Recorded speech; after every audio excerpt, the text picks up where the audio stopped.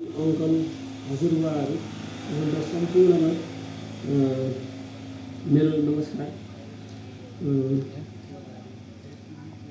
सबैलाई बेरी रिसोर्ट तर्फबाट म हार्दिक नमस्कार तथा स्वागत व्यक्त गर्दछु। सबैभन्दा पहिले आफ्नो अमूल्य समय निकालेर आजको यस समुदाय भेटघाट कार्यक्रममा उपस्थित भइदिनु भएकोमा म तपाईप्रति हृदयदेखि धन्यवाद व्यक्त गर्न चाहन्छु।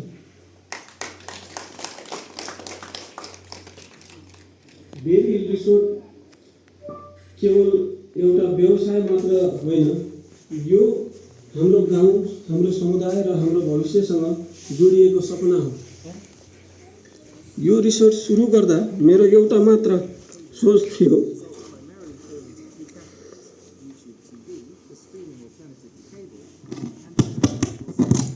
यहाँको प्रकृति, संस्कृति र मानिसलाई सँगै लिएर अगाडि बढ्ने।